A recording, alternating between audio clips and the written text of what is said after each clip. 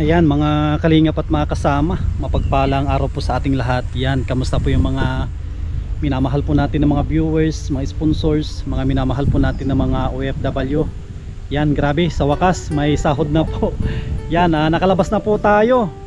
Yan, araw po ng Martes, andito po tayo sa may barangay Pinagwarasan, Purok 2. Hanapin po natin si Tatay hindi Edi Garcia, Edi Zamora. Yan, hanapin po natin kasi nilapit po isa sa mga kabarangay niya dito sa Purok 2, barangay Pinagwarasan. Kaya ito, hanapin na po natin at samahan po ninyo ako. Grabe oh, napakaganda ng tanawin po dito sa kinatatayuan po natin. Yan, tara, hanapin na natin. Ayan mga kalingap, dito na po tayo sa bahay ni Tatay Edi. Gandang hapon po.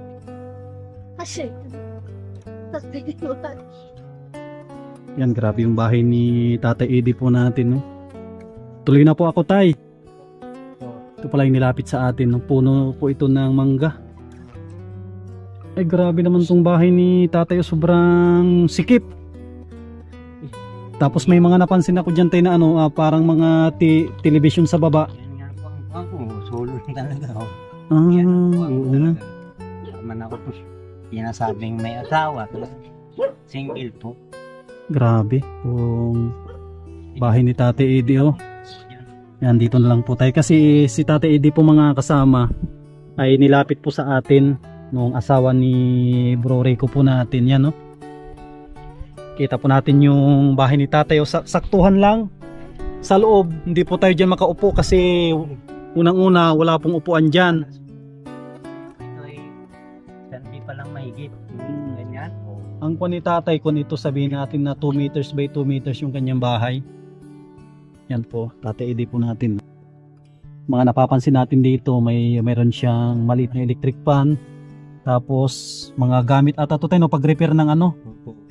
Pa, halimbawa meron ka mga masigyahan. Si Tatay Edi ilang taon na po? Bali 6'4" po. 64 na. Opo. Tapos kung ka, Tay, meron ka pong mga anak? Meron po akong 2 anak, kami parehas na pong may asawa. Eh, wala na pong may, dati nagtutulong-tulong yun sa akin. Nung makagkaroon ng pamilya, parang wala na yung tulong-tulong na kasi iba ang kuha ng babae. Yung anak po ninyo ay lalaki? Yung isa? Babae. Ngayon, siyempre, kuha lang ang sahod nila. Kumbaga saktuhan lang, tama lang sa pamilya nila. Gusto man nilang mag-share kaso baka kukulangin na rin. Yes po. Sa ngayon, Tay, ano po yung parang hanap buhay ninyo? Yan na nga po yung sasabi ko lang na pa-extra lang po ako dyan sa bakery. Yan lang po, wala nang ibang tupuan mapapagtrabaho kasi wala naman na akong kuhan mapuntahan dito. Sa bakery, magkano naman yung kita dyan? Kuhan po, pag ako may extra 300.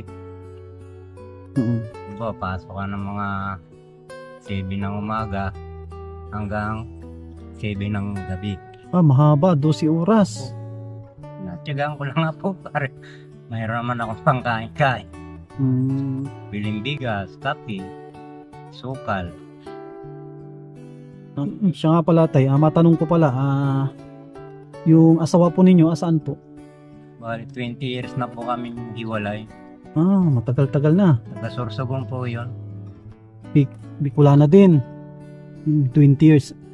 Ibig sabihin, edad ka ng mga, Tayo, no, mga 44. Opo, mga ganyan. May sarili na rin na pamilya. May sarili na rin. Hirap din, Tay, no? Ako, talagang sinabi ko na sa sarili ko na ako mag-asawa. Magmula nung naghiwalay kayo? Nung kabataan mo, Tay, ano yung pinakahanap buhay mo nung kabataan mo? Nagpukuhan ako, pabrika. Pabrika ng? Yung mga fiberglass. Fiberglass? Saan po? Sa kuhan, pinapalabas po pa kayo sa TV, yung mga Jollibee. Ah, Balituan ako doon, 10 years. ang tagal din. Oo. Ano yung pinakatrabaho mo doon tayo sa ano? Yung binuhay ko doon sa pamilya ko, tatrabaho pa ako doon. Tapos, nung nalugi yung kumpanya, nagsara. Mm. Tapos wala naman din kaming natanggap na kasi lugi. Mm. Hirap din tayo no pag ganun na wala kang matanggap na ano na galing sa kumpanya. Tulad ngayon, talagang kompleto ang mga may isis, may beneficyong makukuha. Mm. Noon, wala po ganyan eh. Tapos itong bahay mo pala tay, kita ko parang marami ng kundi nakasuksok ka. Opo. Hindi pa to natulo. Talagang pinagtsatsagaan ko lang na kuhanin yan, yung suksukan. Sino nagpanday dito kasi ito ay nasa puno ng mangga. Kinakuhan ko po yan doon sa asawa ni Ay si Bro Rico, siya yung nagpanday dito. Kasi nga po, kakukuhan ko lang doon sa ospital. Mm. Pinandayan niya po ako ng ganito.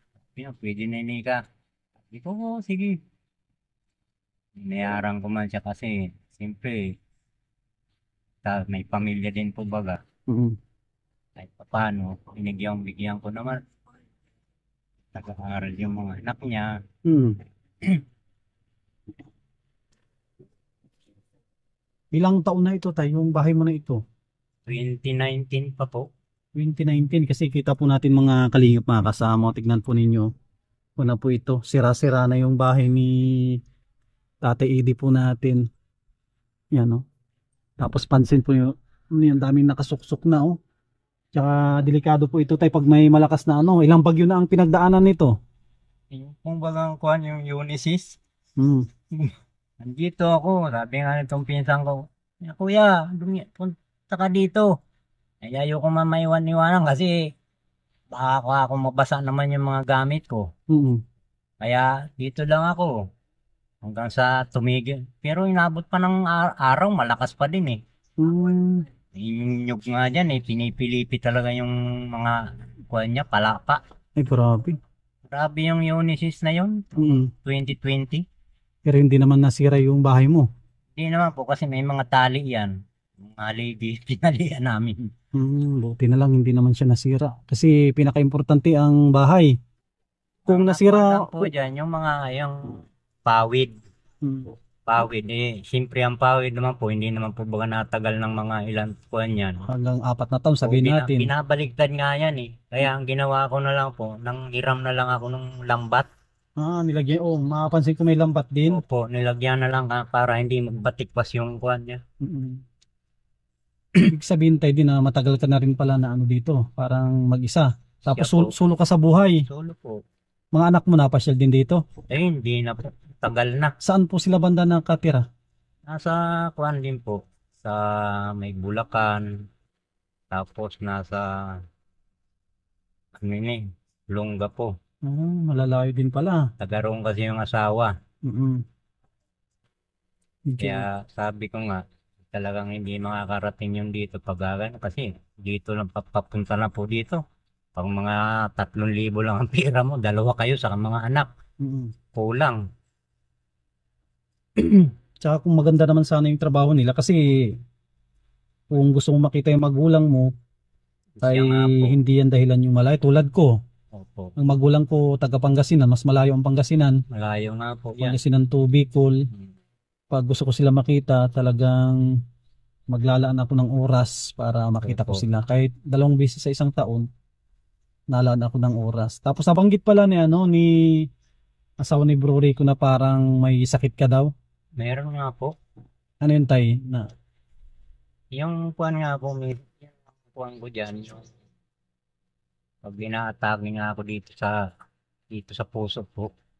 may parang sa high blood. Opo. Ang mga kuwan ko, ay dami na ako ditong kuwan. Yan o, mga gamot. Yan o. Ay grabe, ang dami nang nainom din sa na gamot. Dami na yan. Tay, mga ano yun, Losartan. Opo. Tapos yung minsan namamaga yung kuwan ko, yung uric naman. Nakakakain po ako ng Mga bawal. may mantika, ganyan. Oh, mayroon din pala ang may uric acid. Opo. Ang daming bawal. Kaya, niingatan ko din ang sarili ko. Senior ka na tay, ibig sabihin meron ka na rin parang natatanggap na ano, Eh, pension. meron man ako, pero kuwan po yung, halimbawa, kung yung mga kailangan naman po akong bilhin po baga, Oo. binibili ko kasi, siyempre, ayaw ko naman yung umaasa sa mga Parang mga pamangkin o mga sa pinsan. pinsan ko diyan. Bili ako nung kuwan ko para bili akong hindi maghingi sa kanila. Pag sinabi, halika na kuya, kain na. Hindi, kumain na po ako. Sabi mo ba nun? Kahit hindi pa nagkain. Hindi ko, talagang nakain man ako dito. Kuwan man ako. Kasi naiiya din ako ng ganun eh. Yung parang inaasa na lang, O, kaya yung kinuwang ko sa senior, talagang binabudget bili mo ako ng din. bigas, gano'n. Ay, kung din pala, meron ka, si Tata Edi pala, meron din pala ditong lutuan niya, no? Antay, kalan yan o ano? Yan, kalan niya. Kalan, no? Si Tata Edi may kalan din po siya, oh. Talagang yan po ang kinuyan ko kasi sabi po ng doktor, kailangan po niyan tatay kasi maya-maya magugutom kayo. O, magpuan kayo mag-produce kayo ng buwan. Lutuan sa inyo kasi tinanong din po ako doon sa ospital ng doktor ko ay. Sabi ko, wala nga po ako ganun eh. Magpupuan kayo ka. Produce ka ng ganyan. Bigyan ka sa anak mo ng ganyan. Ay, dati po, mahirap po. Tapong kuan masyadong kuan ang anak ko, trabahong matatag. Kaya nung nag-senior po ako, yan naman ang kinuanan ko. Nagpursige na makabili ng ano to, kabili na kalan. Upuan, lamisa, wala. Ganito lang po pag nakain. Kasi tignan po ninyo kung gaano kahirap yung sitwasyon ni Tatay Eddie dito. Kasi kung ibase natin sa ating sarili na ganito yung tutulugan mo, kasi yan, tiningin ko, si tatay medyo may kalakihan to na tao, parang hindi niya masyadong maiunat yung kanyang paa dyan. Ganito nga lang. Kasi si tatay, kasing tangkad ko lang po ito. 5'6" na Mga nga po. 5'6 to 5'7 siya. Opo. Kahit dyan, hindi siya makatayo. Tignan po ninyo yung kanyang hindi siya dyan makatayo. Sinasabit ko po yan kasi ikaw mo ng daga. Inaangat-ngat. Hindi ka naman dito parang naiinit pag ganito tayo na ano. Ano yung libangan mo? Nakaupo ako dyan, may nagdaan na ahas. Yan o. May dumaan dito, ang lamig. Ay grabe. Dyan sumuksok dito. Umakyat, hindi naman kobra. Hindi, maitim po eh. Ano lang yun, parang ano lang siya. Rat snake lang. Itim siya. Hindi yun. Pero ang lamig, nandiyan ako nakaupo. Hindi ko alam. Hindi yun makamandag tayo. Opo. May dumaan ka ako. Sobrang parang daming gamit-gamit na ako. Alam niyo po ako kasi masinop naman ako. Kahit yung pwede pang pakinabangan, kinukuha ko yan at tatabi ko. Yung kasi tingin ko dito parang medyo masikip na rin.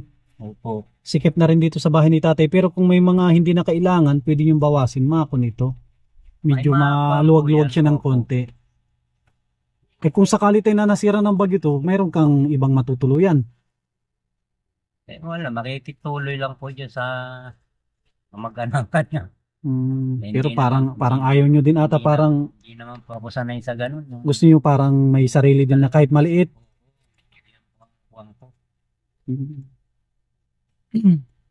Sabi mo tayo nagme-maintenance ka, magkano naman tayo yung inaabot ng maintenance mo kung kumpleto yun sa isang buwan? Maabot ng mga 700. 700 ang maintenance mo. Pag nainom mo yung lahat, pakiramdam mo tayo parang din yung gumagaan yung mo. Maganda po ang ng pakiramdam ko. Pero pag hindi ko na pupuan yung mga gamot na gano'n, yung talagang dapat kong inumin, na may nararamdaman ako. Sumisikip yung dibdib, parang gano'n. Yan, pag babangon ako, ganito lang ako, relax ng mga siguro 30 minutes. Pag medyo umupa, higa na naman. Ganon ang ginagawa ko po. At buti na lang may naglapit po sa inyo sa akin. At nakapunta po ako dito, kaya nagpapasalamat din ako dun sa naglapit tayo. Opo. Kahit papaano ay makatulong din po tayo sa inyo sa abot ng ating makakaya, makapagbigay tayo ng ano, kahit pambili-bili man lang ng Opo. pang maintenance. Kung na po tayo, ano, mag-alas 12 na, nagkain ka na. Kanina po, kumain ako ng bago ako naligo mga 10. Hmm. Kumain ako. Hmm. Kaya medyo busog po na po ako. Kasi magpo na po ngayon eh. Siguro sakto alas 12 na. 12:20. O imagine po ninyo 12:20 na.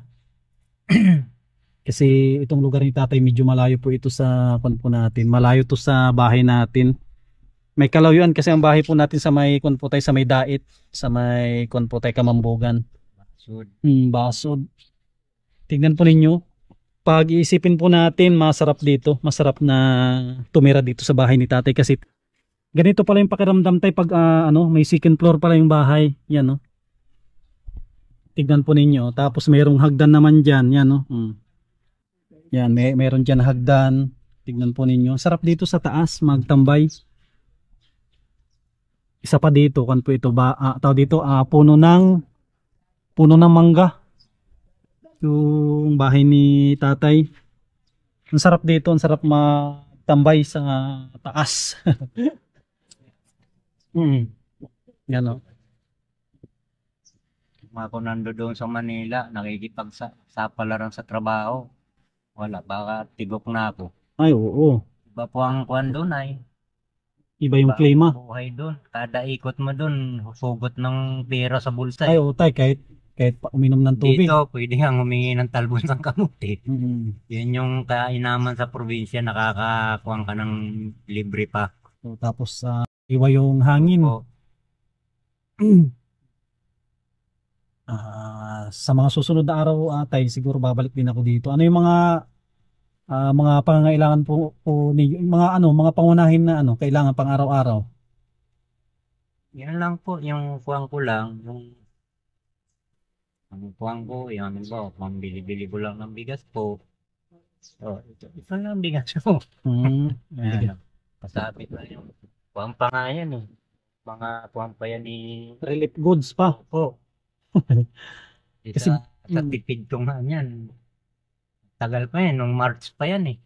Bawal naman sa'yo tayo ang mga noodles, bawal yan, di ba? Kung po ako, yung mga katulad yung pancit canton, Pwede naman sa'yo. opo, pero hindi madalas. Mm. Pagka yun lang po, halimbawa kasi, ang umiidad na po pala, minsan, halimbawa, maaga akong natutulog, mga 8 or 9. Tapos, gigising ako niyan, mga Sobrang 12. aga. 12. Di, matagal na naman ako matulog. Siguro mga 2 o'clock bago ako na naman antukin, ay di gagawin ko. Kung meron akong mga ganun, Kakain. di magluluto ako. Ganun na pala ang ng buhay ng senior. Oo, hindi katulad ng mga edad mo, 40, 30. Talagang Okay pa yung diretso ang tulog. Minsan, Ngayon po, iba na eh. pag medyo nagkakaedad na pala, maiksi na yung Saka, tulog. ang talas ng kuan mo, mayroong tahol-tahol dyan, gising. Habang nagsisenyor pala, tumatalas ng parang naging sensitibo Yes po. ang yung sa pakiramdam. Opo. Yan. Kwento pala tayo, bago ako umalis, maiwan ako sa ito ng kaunti na pang-budget mo. Salamat Tapos pambili mo ng ng gamot. Kasi kwentay pakiramdam ko din, hindi pa ako nagsisenyor, parang mahirap yung hindi mo kasama yung mga anak tapos walang nagsusuporta nun, parang mahirap. Hindi tulad ng mga iba tayo na kapiling nila yung mga anak nila. Tapos alam mo yung pakiramdam na andyan yung mga apo mo. Kahit papaano, alam mo yung pag nakikita mo yung anak ng mga anak mo, mayroong apo, parang nakakatanggal din ng kumbaga stress. Kaya mahirap din pala na tumanda na solo sa buhay. Yung mga apo mo tayo, nakita mo na. Opo. Pero iba pa rin yung kahit araw-araw ay pinupuntahan ka ng apo mo, kinukulit ka, nilalambing. Parang naisip mo din yung tayo na gano'n na sitwasyon. Matagal na pong gano'n talagang naisip ko. Pero wala man po akong magawa. Anang pumunta man sila dito. Ganito lang yung sitwasyon mo.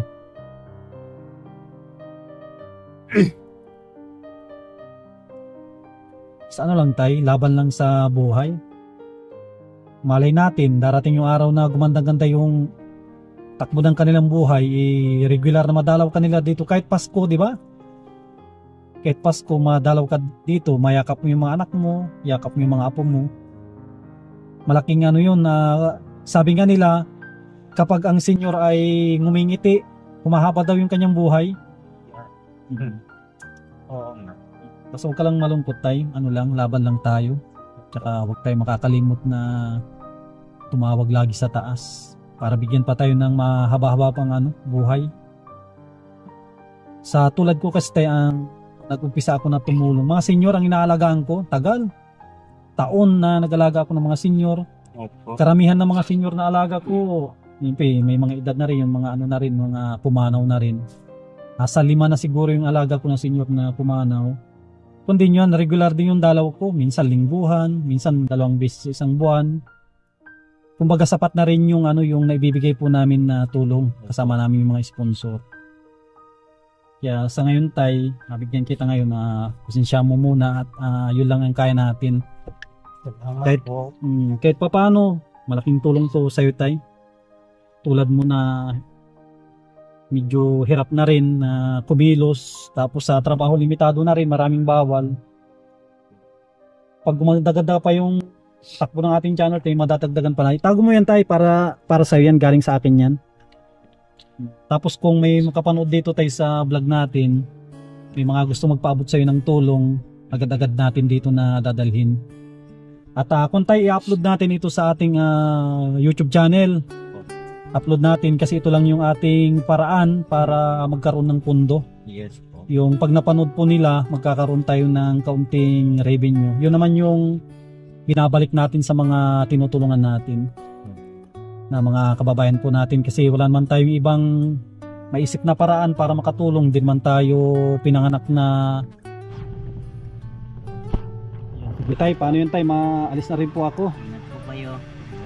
Ayan mga kasama, na-interview po natin si Tate Eddie po natin. Yan, edad na po siya ng 64, senior na rin po at nagmi-maintenance. Yan, salamat po sa ating isa sa mga kaibigan po natin, asawa ni Bro Rico, nilapit si Tate Eddie sa atin. At nakapag-abot din po tayo ng kaunting tulong. Yan, maraming salamat sa mga minamahal po natin ng mga sponsors, mga viewers na patuloy po na nagsusuporta sa ating channel. Sana wag po kayong magsawa para mas madami pa po tayong matulungan na ating mga kababayan. Yan, muli maraming salamat sa inyo lahat. Yan, mag-ingat po kayo lagi at mabuhay po tayong lahat. God bless. Yan, picturean lang kita dyan tayo nakaupo dyan sa upo dyan sa taas. Picturean natin si tatay. Yan, sige tayo, thank you. Mapunta